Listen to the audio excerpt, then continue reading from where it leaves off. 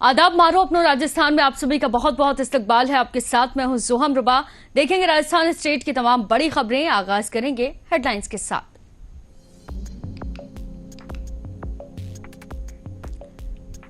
राजस्थान के नवनियुक्त राज्यपाल हरिभाऊ किशन राव बागले जयपुर पहुंचे। भजनलाल शर्मा ने किया जोरदार स्वागत।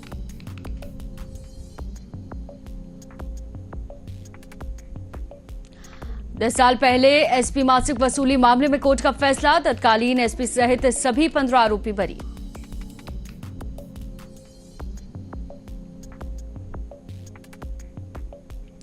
राजसमंद में निर्माणाधीन इमारत की छत गिरने से 4 लोगों की मौत, 9 लोग घायल। अस्पताल में कराया गया भर्ती।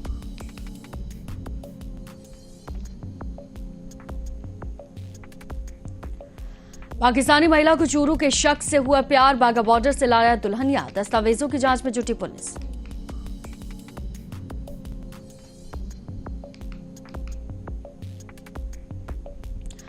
झुंझुनू के लोहागढ़ में कांवड़ियों पर पुलिस का लाठीचार्ज। गुस्साए भक्तों ने दुकानों में की तोड़फोड़। फिलहाल मामला शांत।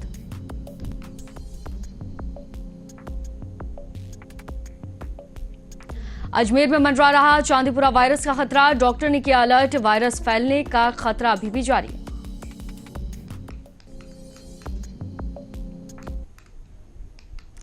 तो चलिए खबरों की शुरुआत करते हैं, जहां राजस्थान के नवनियुक्त राज्यपाल हरिभाऊ किशन राव बागले आज जयपुर पहुंचे। आज सुबह 11 बजे वो मुंबई एयरपोर्ट से राज्य सरकार के विशेष विमान से रवाना हुए थे। दोपहर करीब 1:45 बजे स्टेट हैंगर पहुंचे, जहां उन्हें गार्ड ऑफ ऑनर दिया गया। सीएम भजनलाल शर्मा ने उन्हें एयरपोर्ट पर रिसीव किया। उसके साथ ही मंत्रिपरिषद के अन्य सदस्य भी इस मौके पर मौजूद रहे। सभी ने उनका जोरदार स्वागत भी किया। आपको बता दें कि कल शाम 4 बजे राज्यपाल हरिभाऊ राज्यपाल पद की शपथ लेंगे।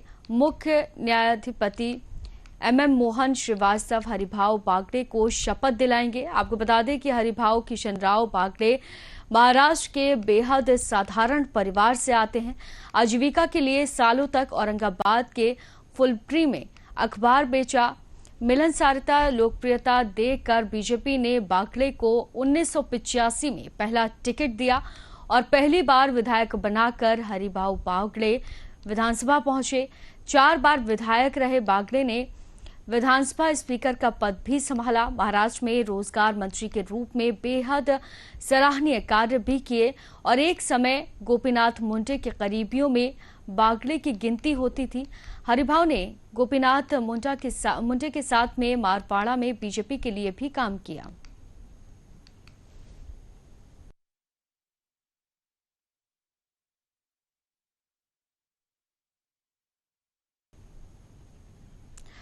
तो चलिए खबरों में आगे बढ़ते हैं, जहां अजमेर में थानेदारों से मंथली वसूली करने के मामले में तत्कालीन एसपी राजेश मीणा, एएसपी लोकेश सोनवाल सहित 9 सीआई, 2 एसआई और साथ ही 2 अन्य आरोपियों को बरी कर दिया गया। मामला 2013 का है, जब एसीबी ने सभी को आरोपी बनाया था।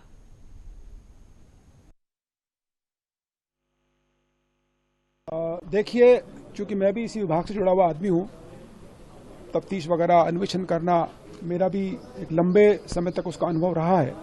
किस तरह की साक्ष्य होती है, किस तरह की साक्ष्य स्टैंड करती है, किस तरह की बनावटी साक्ष्य होती है, क्या होती है, सबकी जानकारी ज्ञान मुझे है। जिस तरीके से गलत तरीके से, बनावटी तरीके से, मिथ्या साक्ष्यों के आधार पर, कयास के आधार पर, बिना किसी एविडेंस के, there was no iota of any evidence in this case. The case was totally based on the presumptions, but we had a strong faith in the judicial system, and today we have realized this thing. मैं न्यायपालिका के प्रति नमन करना चाहूँगा, हमारे न्यायिक व्यवस्था के प्रति, कि हमारा जो विश्वास था, आज वो विश्वास हमारा चरितार्थ हुआ है। बहुत लंबा हम लोगों ने सब ने भुगता। इसमें जो हमारे साथी लोग थे, सब ने 11.5 वर्ष तक बड़ा संघर्ष रहा, बड़ी मानसिक यंत्रणा रही, बड़ी पीड़ाएं रही हमने, हमारे परिवारजनों ने। लेकिन जैसे मैंने पहले भी कहा है कि अंत में सत्य की जीत होती है। सत्यमेव जयते। जय। देखिए, तो वहीं राजस्थान में मंगलवार सुबह एक निर्माणाधीन इमारत के मलबे में दबे 9 मजदूरों को 5 घंटे तक चले अभियान के बाद बाहर निकाला गया। उनकी हालत बेहद गंभीर बनी हुई है। उन्हें नाथद्वारा के गोवर्धन राजकीय जिला अस्पताल में भर्ती कराया गया। जिला कलेक्टर डॉक्टर भंवरलाल ने बताया कि दुखद बात है, इमारत के अंदर 4 लोग फंसे हुए थे। मजदूरों की भी मौत हुई है। ये घटना सोमवार की 29 जुलाई की रात की बताई जा रही है, जब निर्माणाधीन इमारत की छत गिरने से कुछ बांस के खंभे हटाए जा रहे थे। भंवरलाल ने बताया कि रात करीब 9:30 बजे जब छत की दीवार गिरी, तब इमारत की सफाई और रंगाई पुताई के लिए 13 मजदूर अंदर गए थे। गांव वाले बाहर थे और चीख पुकार सुनकर वो जाग नहीं पाए। छत के नीचे दबे वार्ड पंच हीरालाल ने अपने फोन से गांव वालों को फोन करके हादसे की जानकारी दी, जिसके बाद पुलिस भी सूचना पर पहुंची और घायलों को अस्पताल में भर्ती कराया गया।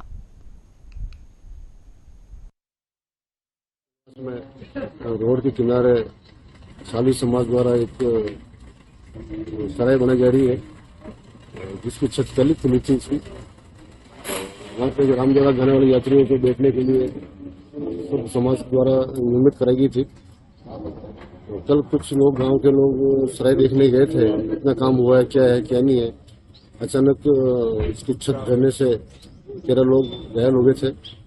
उसमें 6 लोगों को हमने जिला चिकित्सालय नाथद्वारा में भर्ती करवाया है। मौके पर दबने से 4 लोगों की मृत्यु हुई है। एक उसमें सीरियस से उसको उदयपुर रेफर किया। तो सारे घटनाक्रम में सारे जिला के आला अधिकारी, कलेक्टर साहब, एसपी साहब, प्रशासनिक अधिकारी, डिप्टी साहब वगैरह सारे अधिकारी मौके पे थे। इसके अलावा एनडीआरएफ की टीम वगैरह सारे लोगों ने मिलकर ये अंजाम किया। राजस्थान की राजधानी जयपुर से बीजेपी के हवा महल विधायक बालमुकुंद आचार्य अपने बयानों को लेकर हमेशा चर्चा में बने रहते हैं। बालमुकुंद आए दिन अपने बयानों को लेकर सोशल मीडिया और देश की मीडिया में छाए रहते हैं। विधायक बालमुकुंद आचार्य ने अब कांवड़ियों पर पथराव को लेकर एक बड़ा बयान दिया। बालमुकुंद ने कहा कि कांग्रेस के राज में कांवड़ियों पर पथराव होना आम बात थी और कांवड़ियों के सत्संग पर प्रतिबंध भी कांग्रेस लगा दिया करती थी, लेकिन जब से बीजेपी की सरकार आई है तब से सब कुछ शांति से चल रहा है।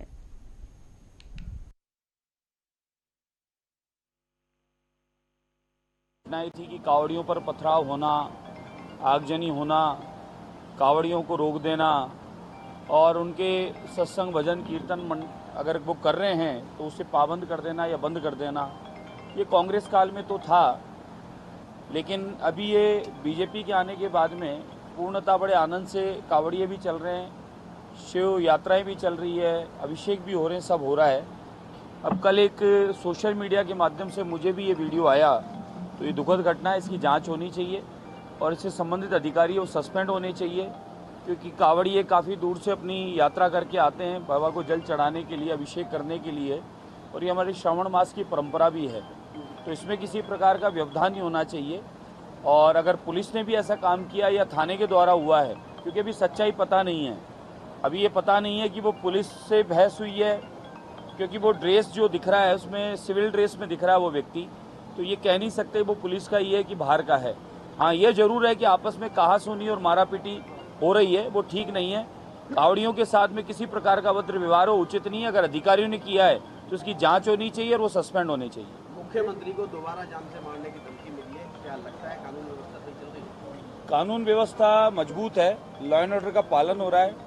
आदरणीय मुख्यमंत्री महोदय जब से आने के बाद पूर्णतः एक्शन में है और उन्होंने माफियाओं का यह राज खत्म कर दिया। जैसा कांग्रेस काल में माफियाओं का यह राज था, कांग्रेस काल में अनगिनत यहाँ पर माफिया पनप रहे थे और बाहर के दूसरे प्रदेशों के माफिया यहाँ पर अपना अड्डा जमा चुके थे। फिरौतियों का काम, धमकियों का काम यहाँ अनलीगल बहुत चल रहा था और हम लोगों की ये पूरे बीजेपी की आवाज़ थी कि माफियाओं का राज समाप्त हो, और आदरणीय मुख्यमंत्री आने के बाद में माफियाओं का राज समाप्त हुआ।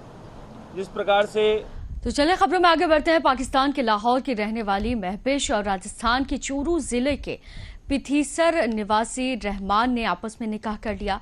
निकाह के दस्तावेज बनाकर 2 दिन पहले 25 जुलाई को महविश इस्लामाबाद से भारत आई। महविश के परिवार वाले बाघा बॉर्डर तक उसे विदा करने के लिए आए। इधर रहमान के परिवार वाले भी बाघा बॉर्डर पहुंचे और बहू के आगमन का स्वागत किया।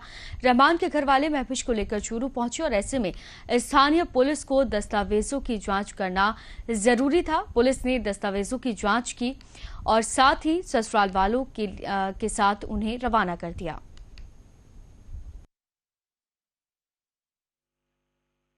पाकिस्तान मुल्क की रहने वाली है और वहाँ से इसने युद्धि समूह अपना पासपोर्ट और वीज़ा जारी कराया है और इंटारी बॉर्डर पे प्रॉपर किया कि पाकिस्तान की भी इंटेलिजेंस ने इसकी जांच की है और बाद इंटारी बॉर्डर पे इंडिया की इंटेलिजेंस ने इसकी संपूर्ण जांच की है। भी फिलहाल 2 दिन हो गए हैं आए हुए, तो पुलिस किस तरह की इन्वेस्टिगेशंस वगैरह या जांच कोई कर रही है? पुलिस नहीं है कि जो भी फॉरेनर आता है उसका क्या कि थाने पर एंट्री होती है और जिला विशेष शाखा में उसकी नाम। जी बताएं, किस तरह का माहौल है घर में? घर में माहौल बढ़िया है, पब्लिक से देखने आ रही है, उसी से दिखा रहे हमें हैं। और सुबह 5 बजे उठी है, मैंने चाय पानी करके दे दियो। हम तो खेत चल गए, सीधी सीधी बात है। मको भी मींगनी बार ले, गुआड़ी बार ले, गोबर ठार ले, है ना।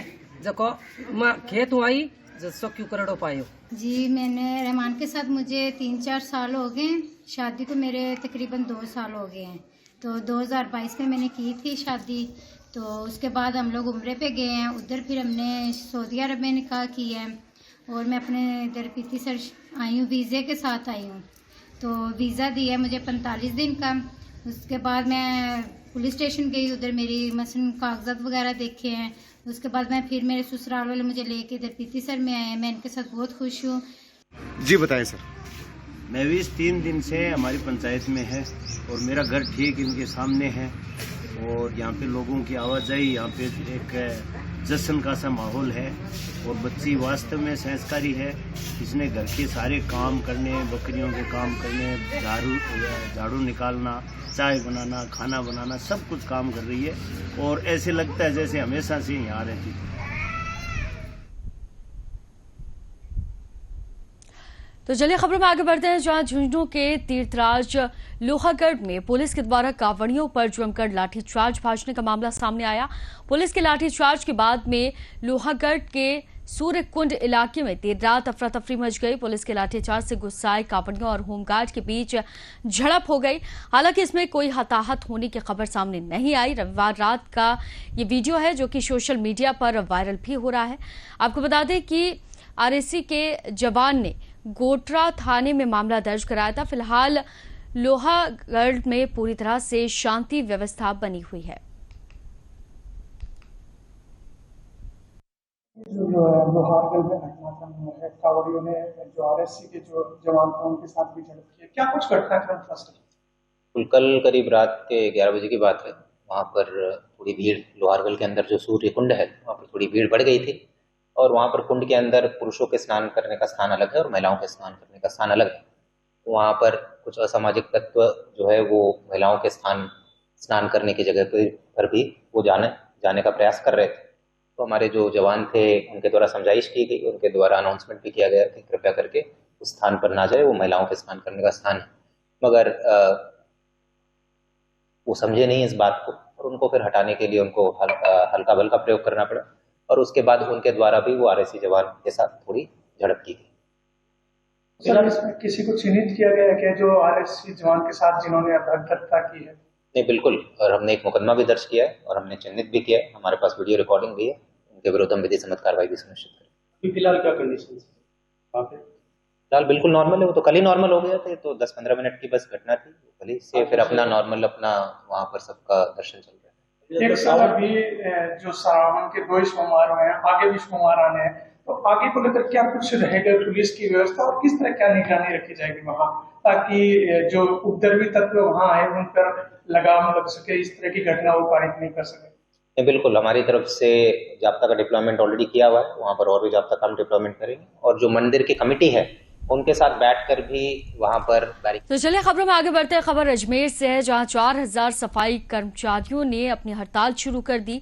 डोर टू डोर कचरा उठाना सफाई कर्मचारी बंद कर चुके हैं। अब गंदगी और कचरे पर मक्खी मच्छर पनपेंगे, जिससे चांदीपुरा वायरस का खतरा और भी ज्यादा बढ़ गया है। जवाहरलाल नेहरू मेडिकल कॉलेज के प्रिंसिपल डॉक्टर अनिल समरिया ने बताया कि चांदीपुरा वायरस सबसे ज्यादा मक्खी मच्छर के संक्रमण से फैलता है। शहर में गंदगी आने लगी है। कचरे और गंदगी की वजह से मक्खी मच्छर बड़ी तादाद में फैलने का डर है, जिससे चांदीपुरा वायरस के खतरे का भी डर और ज्यादा बन चुका है। चांदीपुरा वायरस सबसे पूर्व 1965 में महाराष्ट्र में एक विलेज में मिला था, जिसमें एक वायरल बुखार है जो कि मक्खी और मच्छरों के द्वारा होता है। इस वायरस से दिमागी बुखार हो जाता है, स्पेशली बच्चों में, 15 साल के बच्चों में होता है। हमारे राजस्थान में ऐसा कोई प्रकोप ऐसा अभी 1-2 डूंगरपुर में केसेस आए जो गुजरात में रहते थे, आज राजस्थान में रहते हुए नहीं आए, तो ऐसे घबराने की जरूरत नहीं है।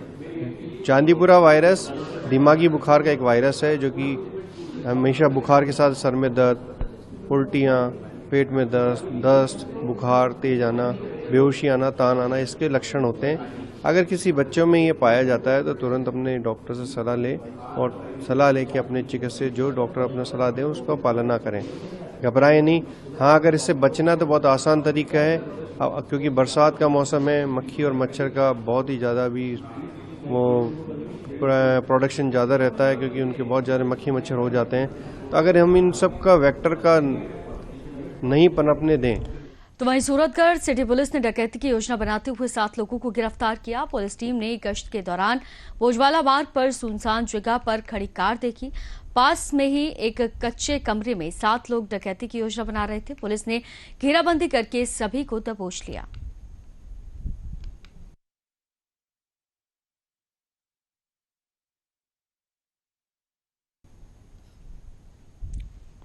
तो चलिए खबरों में आगे बढ़ते हैं, जहां राजस्थान विधानसभा में बजट पर जवाब के दौरान मुख्यमंत्री भजनलाल शर्मा ने कविता पढ़कर पेपर लीक मामले में कांग्रेस और प्रदेश अध्यक्ष गोविंद सिंह डोटासरा पर निशाना साधा था। जवाब में डोटासरा ने नीट सहित तमाम भर्ती परीक्षाओं के पेपर लीक मामले की जांच सीबीआई से कराने की मांग कर दी। दरअसल मुख्यमंत्री भजनलाल शर्मा ने सोमवार को बजट पर जवाब देते हुए कविता पढ़ी और पूर्ववर्ती सरकार पर पेपर लीक मामले को लेकर निशाना साधा।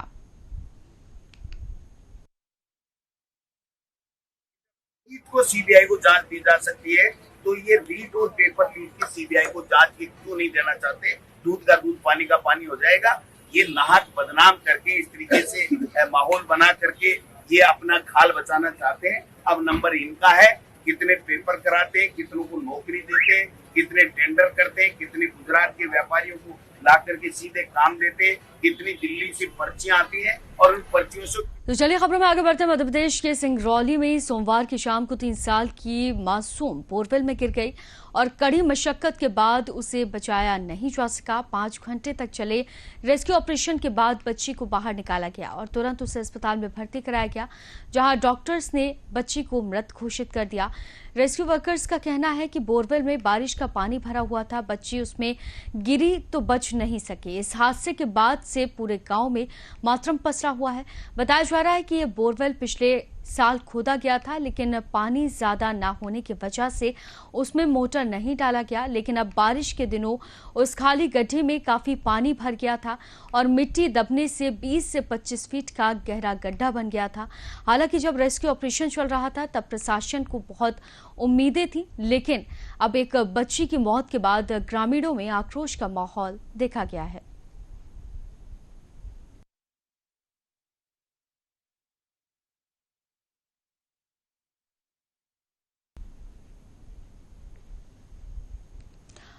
तो फिलहाल मारो अपने राजस्थान की खबरों में सिर्फ इतना ही। देश और दुनिया से जुड़ी खबरों के लिए आप देखते रहिए मुंसिफ टीवी। दीजिए इजाजत, आदाब।